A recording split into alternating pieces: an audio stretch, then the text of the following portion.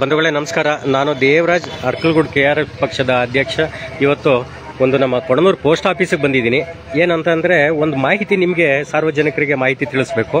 ಹಾಗಾಗಿ ಪೋಸ್ಟ್ ಆಫೀಸ್ಗೆ ಬಂದಿದ್ದೀನಿ. ಇಲ್ಲಿ ಪೋಸ್ಟ್ ಆಫೀಸ್ನಲ್ಲಿ ಒಂದು ಉತ್ತಮವಾದ ಸ್ಕೀಮ್ ಇದೆ. ಸ್ಕೀಮ್ ಅಂತಂದರೆ ಇನ್ಶೂರೆನ್ಸ್ ಅಂದರೆ ಯಾವ ರೀತಿ accident insurance, life insurance, general ಇನ್ಶೂರೆನ್ಸ್ನ ಪೋಸ್ಟ್ ಆಫೀಸ್ನಲ್ಲಿ ಮಾಡ್ತಾರೆ. ಈಗ ನಾವೇನು ಮಾಡ್ತೀವಿ, ಆಲ್ಮೋಸ್ಟ್ ಎಲ್ಲ ಮಿಡಲ್ ಕ್ಲಾಸು, ರೈತರು, ಕೂಲಿ ಕಾರ್ಮಿಕರು ಇಂಥವ್ರು ಇರ್ತೀವಿ. ಈ ಇನ್ಶೂರೆನ್ಸ್ ಕಟ್ಟಬೇಕು ಅಂದರೆ ಪ್ರೈವೇಟಲ್ಲಿ 10,000, 20,000, 50,000 ಇನ್ಶೂರೆನ್ಸ್ ಕಟ್ಟಬೇಕು. ಅಕಸ್ಮಾತ್ ಕಟ್ಟಲಿಲ್ಲ ಅಂತಂದರೆ ನಾವೇನು ಮಾಡ್ತೀವಿ, ಅಕಸ್ಮಾತ್ ಅಪಘಾತಕ್ಕೊಳಗಾಗ್ತೀವಿ, ಎಲ್ಲೋ ಕರೆಂಟ್ ಶಾಕ್ ಹೊಡೆಯುತ್ತೆ, ಮರದಿಂದ ಬೀಳೋದು, ಇನ್ನೆಲ್ಲೋ ಮಳೆ ಜಾರು ಬೀಳೋದು, ಸಿಡ್ಲು ಹೊಡೆಯೋದು, ಇಂಥದ್ದು ಎಲ್ಲವೂ ಇರುತ್ತೆ. ಆಗೇನು ಮಾಡ್ತೀವಿ, ಆ ವ್ಯಕ್ತಿ ಯಾರಾದರೂ ತೀರೋದ್ರೆ ಅವ್ರ ಮನೆ ಯಜಮಾನ ಇರ್ತಾನೆ, ತುಂಬ ಆಘಾತಕ್ಕೊಳಗಾಗ್ತಾರೆ ಮನೆಯವರು. ಪಾಪ ಏನೂ ಅನುಕೂಲ ಸಿಗಲ್ಲ. ಎಷ್ಟೋ ಸಲ ನೋಡ್ತೀವಿ, ಆ ಮನೆ ಯಜಮಾನ ಸತ್ತರೆ ಆ ಮನೆ ಇರೋ ಫ್ಯಾಮಿಲಿ ಮಕ್ಕಳು ಅವನ ನಂತರ ಕೂಲಿ ಕೆಲಸಕ್ಕೆ ಹೋಗೋದನ್ನು ನಾವು ಎಷ್ಟೋ ಸಲ ನೋಡ್ತೀವಿ. ಇದನ್ನು ತಪ್ಸೋಕ್ಕೋಸ್ಕರನೇ ನಮ್ಮ ಒಂದು ಭಾರತ ಸರ್ಕಾರ ಒಂದು ಒಳ್ಳೆ ಸ್ಕೀಮ್ನ ಮಾಡಿದೆ. ಅದನ್ನು ನಮ್ಮ ಪೋಸ್ಟ್ ಮಾಸ್ಟರ್ ಅವ್ರ ಮುಖಾಂತರನೇ ನಿಮಗೆ ತಿಳಿಸ್ಕೊಡ್ತೀನಿ. ನೋಡಿ ಸರ್, ನಮಸ್ಕಾರ ಸರ್. ನಾನು ದೇವರಾಜು KRS ಪಕ್ಷ ತಾಲೂಕು ಅಧ್ಯಕ್ಷ ಇದ್ದೀನಿ. ಇವತ್ತು ನಮ್ಮ ಕೊಡನೂರು ಪೋಸ್ಟ್ ಆಫೀಸ್ಗೆ ಬಂದಿದ್ದೀನಿ. ನಾನು ಮೊನ್ನೆ ಮೊಬೈಲ್ನಲ್ಲಿ ಸರ್ಚ್ ಮಾಡುವಾಗ ಒಂದು ಇನ್ಶೂರೆನ್ಸ್ ಮಾಡಿಸ್ಬೇಕು ಅಂತ ನನಗೆ ಅನ್ನಿಸ್ತು. ನಾನು ಎಲ್ಲ ಸರ್ಚ್ ಮಾಡುವಾಗ ಪೋಸ್ಟ್ ಆಫೀಸ್ನಲ್ಲೇ ಒಳ್ಳೆ ಸ್ಕೀಮ್ ಇದೆ. 800 ರೂಪಾಯಿಗೆ 15 ಲಕ್ಷ ಕ್ಲೈಮ್ ತಗೋಬಹುದು.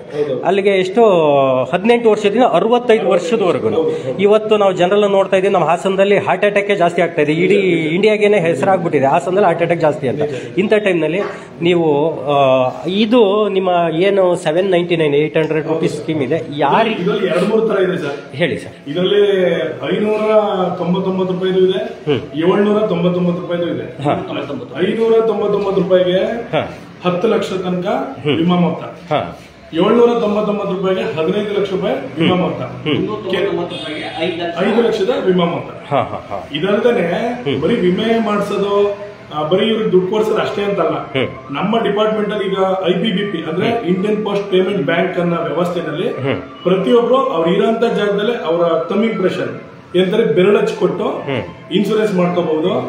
18ರಿಂದ 65 ವರ್ಷ ಇರತಕ್ಕಂಥ ಆರೋಗ್ಯವಂತ ವ್ಯಕ್ತಿ ಅವ್ರಿಗೆ ಹೃದಯಾಘಾತವಾದ್ರೆ, ಹಾವು ಕಡಿದ್ರೆ, ಪ್ರಾಣಿಗಳಿಂದ ಏನಾರ ದಾಳಿ ಉಂಟಾದ್ರೆ, ಬಿಲ್ಡಿಂಗ್ ಕಾರ್ಮಿಕರು ಮೇಲ್ಗಡೆಯಿಂದ ಏನಾರ ಬಿದ್ರೆ, ರೋಡ್ ಆಕ್ಸಿಡೆಂಟ್ ಆದ್ರೆ, ಏನಾರ ಉದಾಹರಣೆಗೆ ಸಡನ್ಲಿ ಭೂಕಂಪಗಳಾದಾಗ ಮನೆ ಹತ್ರ ಇದ್ದಾಗ ಮನೆ ಬಿದ್ದೋಗಂತದ್ದು, ಈ ತರ ಏನಾರ ಆದ್ರೆ, ಎಲೆಕ್ಟ್ರಿಕಲ್ ಶಾಕ್, ಕರೆಂಟ್ ಹೊಡೆದ್ರೆ, ಕಂಬದ ಮೇಲೆ ಕೆಲಸ ಮಾಡ್ತಾ ಇರ್ತಾರೆ, ದಿನಗೂಲಿ ನೌಕರರಾಗಿರ್ತಾರೆ, ಅಂತವ್ರಿಗೂ ಸುಧಾ ಇದು ಕವರೇಜ್ ಆಗುತ್ತೆ. 800 ರೂಪಾಯಿಗೆ ಇಷ್ಟೆಲ್ಲ ಕೊಡ್ತೀರಾ ನಿಮ್ಮ ಪೋಸ್ಟ್? ಖಂಡಿತ ಕೊಡ್ತೀವಿ ಸರ್, ಖಂಡಿತ ಕೊಡ್ತೀವಿ. ಇದಕ್ಕೆ ಸಂಪೂರ್ಣ ಸರ್ಕಾರದಲ್ಲಿ ಪ್ರತಿಯೊಂದು ನೀವು ಕಾನೂನು ಇಟ್ಕೊಂಡು ಕೇಳ್ತಿರಲ್ವಾ, ಅದೇ ರೀತಿ ನಾವು ಕಾನೂನು ಇಟ್ಕೊಂಡು ಕೊಡಕ್ಕೆ ನಾವು ರೆಡಿ ಇದೀವಿ. ಸಂತೋಷ.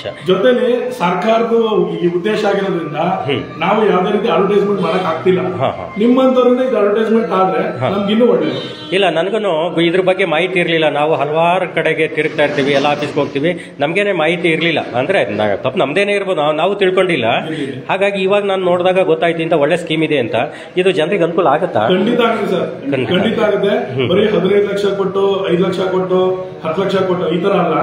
ಅಕಸ್ಮಾತ್ ಜೀವನ ಪರ್ಯಂತ ಅವ್ರಿಗೆ ಏನಾದ್ರು ಅಂಗವಿಕಲತೆ ಅಂತ ಹೊಂದಿದ್ರೆ ಅವ್ರಿಗೆ ಟ್ರೀಟ್ಮೆಂಟ್ ಗೆ ವ್ಯವಸ್ಥೆ ಇರ್ತದೆ. ಈ ವ್ಯವಸ್ಥೆ ಅಂದ್ರೆ ಯಾವ ರೀತಿ ಇರುತ್ತೆ? ಹಾಸ್ಪಿಟಲ್, ನ್ಯಾಷನಲೈಸ್ಡ್ ಹಾಸ್ಪಿಟಲ್, ಯಾವ್ಯಾವ ಜಾಗದಲ್ಲಿ ಇನ್ಸೂರೆನ್ಸ್ ಗಳು ಕ್ಲೈಮ್ ಅಂತದ್ರಲ್ಲಿ ನೀವು ರನ್ನಿಂಗ್ ಇಟ್ಕೋಬೇಕು. ಪ್ರತಿ ವರ್ಷ ನಿಮ್ಮ ಪೆರಡಸ್ನ ನಮ್ಮ ಅಂಚೆ ಕಚೇರಿಗೆ ಬಂದು ಕೊಟ್ಟು ಆ ಅಮೌಂಟ್ ನ ಪೇಮೆಂಟ್ ಮಾಡಿ. ಈಗ 800 ಎಷ್ಟು ದಿವಸಕ್ಕೊಂದ್ಸಲ ರಿನ್ಯೂವಲ್? 1 ವರ್ಷಕ್ಕೆ ಒಂದು ಸರಿ. 1 ವರ್ಷಕ್ಕೆ 800 ಒಂದು ಸರಿ. ಬದುಕಮ್ಮ ಇಲ್ವಾ ಇದಕ್ಕೆ ಆಮೇಲೆ ಈಗ ಇವತ್ತು ಮಾಡ್ತಿದ್ವಿ, ಒಂದು 15-20 ದಿನಕ್ಕೆ ಆಯ್ತು ಕ್ಲೈಮ್ ಆಗುತ್ತೆ. ಕನಕ ಇವತ್ತಿಗೆ ಒಂದು ವರ್ಷ ಇವತ್ತು ಈಗ ಜುಲೈ ಅಲ್ವಾ, ಜುಲೈ ಆ ತಿಂಗಳಲ್ಲಿ ಮಾಡ್ತಿದ್ರೆ ಅವ್ರಿಗೆ ಇದಾಗುತ್ತೆ.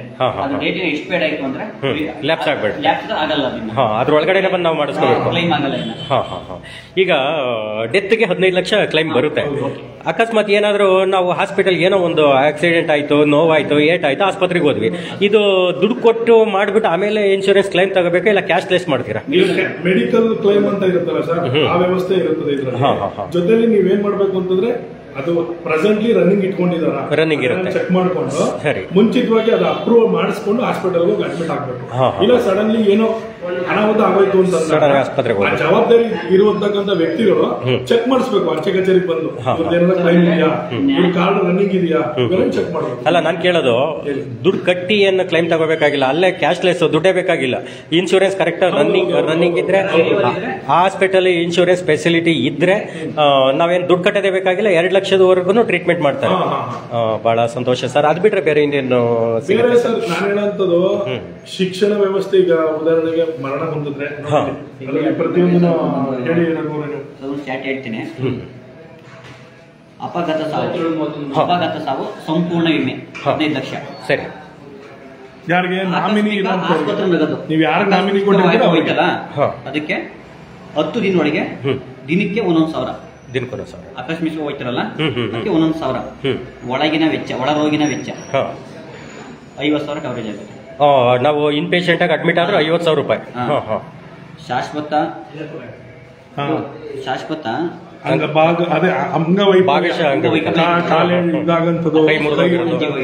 ಎಷ್ಟು ಪೂರ್ತಿ ಜೀವ ವಿಮೆ ಏನು 15 ಲಕ್ಷ ಮಾಡಿಸಿರ್ತೀವಿ ಅಷ್ಟೋ ಬರುತ್ತೆ.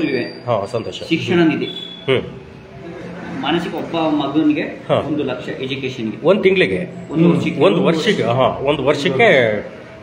1 ಲಕ್ಷ ರೂಪಾಯಿ ನಿಮ್ಗೆ ಕ್ಲೈಮ್ ಸಿಗುತ್ತೆ. ಯಾರು ಇನ್ಶೂರೆನ್ಸ್ ಮಾಡಿರ್ತಾರೆ ಅವ್ರ ಮಕ್ಕಳಿಗೆ ಎಜುಕೇಶನ್ಗೋಸ್ಕರ, ಮಗನ ಎಜುಕೇಶನ್ಗೋಸ್ಕರ 1 ಲಕ್ಷ ರೂಪಾಯಿ ವರ್ಷಕ್ಕೆ ಅಂತಲ್ಲ, ಆ ಮಗುಗೆ 1 ಲಕ್ಷ ರೂಪಾಯಿ. ಇನ್ನೇನು 1 ಪ್ರೀಮಿಯಂ 1 ಲಕ್ಷ. 15 ಲಕ್ಷದ ವಿಮೆ, 10 ಲಕ್ಷದ್ದು ಹೊರ ರೋಗಿನ ವೆಚ್ಚ 30,000. ಹೊರರೋಗಿಗಳು ವಿಭಾಗಕ್ಕೆ ಸೇರ್ಕೋತಾರಲ್ಲ ಅವಾಗ ಆತ. ಅಂತಿಮ ಸಂಸ್ಕಾರ ನೆರವು. ಆಯ್ತು ಸರ್, ಥ್ಯಾಂಕ್ ಯು. ಆಮೇಲೆ ಇನ್ನೊಂದು ಏನೋ ಕೇಳಬೇಕು ಅಂತ ಅನ್ಕೊಂಡೆ ಸರ್. ಇದು ಎಲ್ಲಾ ಪೋಸ್ಟ್ ಆಫೀಸಲ್ಲೂ ಸೌಲಭ್ಯಗಳಿದೆಯಾ? ಕೆಲವೊಂದೊಂದು ಆಯ್ದ ಪೋಸ್ಟ್ ಆಫೀಸ್ ಇಂಡಿಯಾ ಏನು ನಿಮ್ಮ ಲಾಸ್ಟ್ ಬ್ರಾಂಚ್ ಇರುತ್ತೆ ಚಿಕ್ಕದು, ಏನ್ ಹೇಳ್ತಾರೆ ಕಾಶ್ಮೀರಿಂದ ಕನ್ಯಾಕುಮಾರಿವರೆಗೂ ಯಾವುದೇ ಎನಿ ಪೋಸ್ಟ್ ಆಫೀಸ್ ಈ ಸೌಲಭ್ಯ ಸಿಗುತ್ತೆ. ಕೇಳಿದ ತಕ್ಷಣ ಮಾಹಿತಿ ಕೊಟ್ಟೆ ಕೊಡ್ತಾರೆ.